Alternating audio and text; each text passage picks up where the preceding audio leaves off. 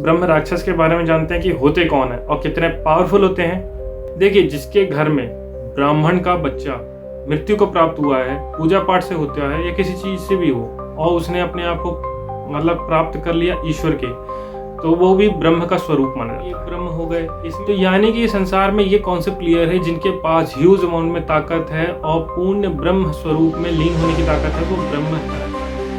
कई बार आपने सुना भी ऐसा होगा कि वो उस मंदिर में भी काबू नहीं आया, उस मंदिर में भी गए काबू नहीं आया, उस मंदिर में भी गए काबू नहीं आया, उस तीर्थ में भी गए काबू नहीं आया, कहीं ना कहीं दरबार गए उसमें भी काबू नहीं आ रहा। वो कौन सा भूत है, कौन सा प्रेत है? देखिए, वो प्रेत को कहीं ना कहीं सपोर्ट मिल रहा होगा उस एनर्जी से, जिसे हम लोग ब्रह्म भूत भी कहते हैं, ब्रह्म बेताल भी कहते हैं, ब्रह्म राक्षस। जय शक्ति, जय श्री राम। देव चरण में आप लोगों का स्वागत है।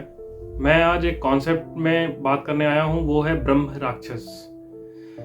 ब्रह्म राक्षस के बारे में कई लोगों ने कुछ भी बोले जा रहे हैं सोशल मीडिया में। शायद सुन के उन लोगों को तो बुरा लगेगा जो इनके बारे में थोड़ी नॉलेज रखते हैं। अब वो थोड़ी नॉलेज आपको वीडियो के लास्ट में मालूम चल जाएगा कि सच्चाई क्या है। ब्रह्म राक्षस, तो चलिए ये इस टॉपिक को शुरू करते हैं और इस ब्रह्म राक्षस के बारे में जानते हैं कि होते कौन है और कितने पावरफुल होते हैं।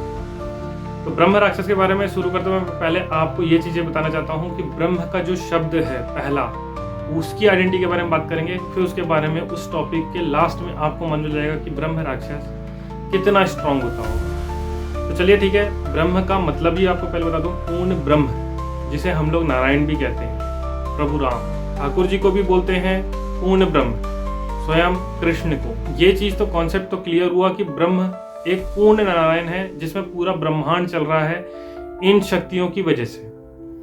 इसमें आते हैं ब्रह्म कौन कौन तैयार होते हैं और कौन कौन सी शक्तियां रहती हैं। अब शक्तियां इसमें रहने वाली भी बहुत सारी होंगी।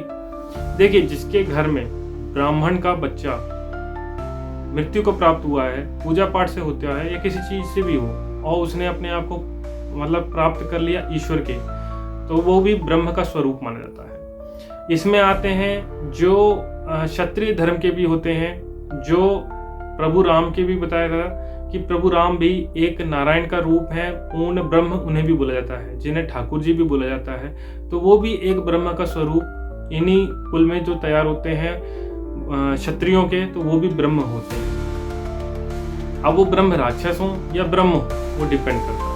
फिर आ जाता है शक्तियों में और भी जो लोग समाधि ले लेते हैं, सन्यासी लोग होते हैं, वो अपने आप को इतना पूजा लेते हैं उस रूप में कि ब्रह्म स्वरूप में लीन हो जाते हैं, यानी कि वो भी एक ब्रह्म हो गए। तो यानी कि संसार में ये कॉन्सेप्ट क्लियर है, जिनके पास ह्यूज अमाउंट में ताकत है और पूर्ण ब्रह्म स्वरूप में लीन होने की ताकत है, वो ब्रह्म है। अब आते हैं शक्ति के बारे में। इनको शक्तियां कहाँ से मिलती हैं? देखिए, शक्तियां इनको कहाँ से मिलती है मैं बता सकता हूँ। शक्तियां इनको जो 52 खंडपीठ की महारानी, 4 धाम और बड़े बड़े तीर्थ हैं, ये लोग अपना अंश वहां से लेते हैं और देते भी हैं, और वहीं से इनकी पूजा का स्वरूप आगे बढ़ता रहता है।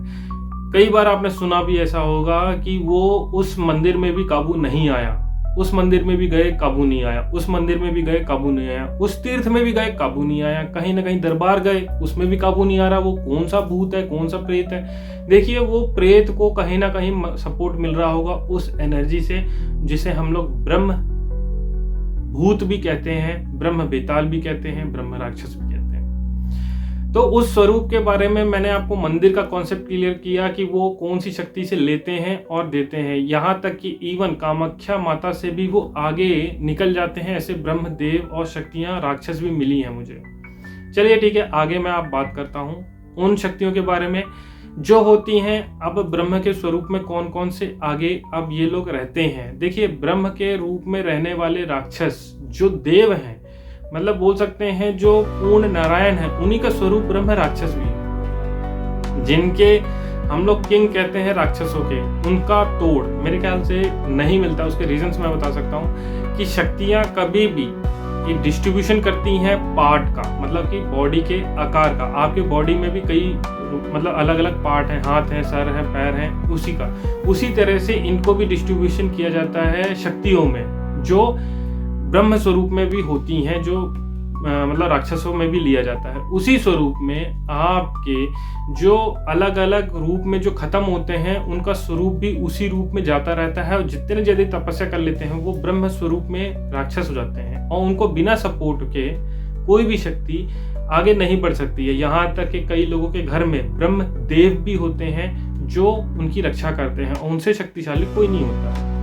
उसी स्वरूप में आगे जब यदि मैं इससे बढ़ता हूँ कि ब्रह्म राक्षस होता कौन है, अब यदि मैं कॉन्सेप्ट में आता हूँ, देखिए ये सब पीछे की बात थी इतनी सारी, जो ब्रह्म का एक स्वरूप बताया कि ब्रह्म राक्षस का एक वर्ड बताया था कि ब्रह्म कौन होते हैं। अब राक्षस में बात करते हैं। देखिए ये इन्हीं सब की कैटेगरी का एक शब्द है जो इन सब से परिपूर्ण है ताकतों में, जो सबसे वो ले सकता है, वो ब्रह्म राक्षस होता है। ब्रह्म राक्षस एक बालक का स्वरूप धारण करके वो किसी भी शक्ति के पास है ना, उसकी शरण में चला जाता है और माफी मांग के सामने वाले को तंग कंटिन्यू करता रहता है, चाहे उसकी मृत्यु क्यों ना हो जाए। वो इन चीज़ों में किसी को नहीं छोड़ता है, क्योंकि वो इन चीज़ों से परे हो चुका है। और ब्रह्म राक्षस देखिए इतनी बड़ी ताकत होती है, जिसे हम लोग विदेशों में डीमेंस का स्वरूप कहते हैं, जिसके पीछे पड़ जाता है वो उसका खत्म कर देता है अस्तित्व, क्योंकि वो किसी का स्वरूप ही बदल लेता है। ब्रह्म राक्षस के मेरे पास इतने केस आए हैं कि मुझे खुद को भी याद नहीं है कि मैंने कितने केस सॉल्व किए हैं माता रानी की कृपा से, क्योंकि वो उनका जो डाइवर्जन है वो किया जा सकता है। उनको पकड़ा, मारा, पीटा कुछ भी नहीं कर सकते हैं, क्योंकि वो उनको उस आइडेंटिटी से इतनी आगे निकल चुके होते हैं भूत प्रेत आत्माओं से, कि उनको है ना जब इन चीज़ों में बात करते हैं तो कभी कभी वो इस तरह के डीमंस होते कि हंसते हैं कि आप हमारा क्या बिगाड़ लोगे। हम उस ऊर्जाओं को पार कर चुके हैं जो आप हमें छू भी नहीं सकते, पर हमें उन ऊर्जाओं से मदद लेनी पड़ती है जो परम ऊर्जा है, पूर्ण ब्रह्म जिसे कहा जाता है, तो उनसे भी मदद लेनी पड़ती है उन राक्षसों को काबू करने के लिए। क्यों? उसका रीज़न देखिए, कहीं ना कहीं जब राम है और कृष्ण है तो रावण की भी आइडेंटिटी कहीं ना कहीं होगी, और कंस की भी आइडेंटिटी कहीं ना कहीं संसार में होगी, और उस आइडेंटिटी का वजूद भी साइंस कहता है कि आत्मा कभी मरती नहीं है, एनर्जी कभी नहीं मरती है, तो आइडेंटिटी कहाँ मरेगी, आप समझ गए होंगे। एक्चुअली इसके भी आगे बहुत बड़ा कॉन्सेप्ट है। यदि आप मुझे लाइक और सब्सक्राइब करेंगे और मुझे सपोर्ट करेंगे तो डेफिनेटली इसके आगे की भी ब्रह्म राक्षस के ऊपर मैं और आइडेंटिटी डाल सकता हूँ। तो चलिए ठीक है, जय शक्ति, जय श्री।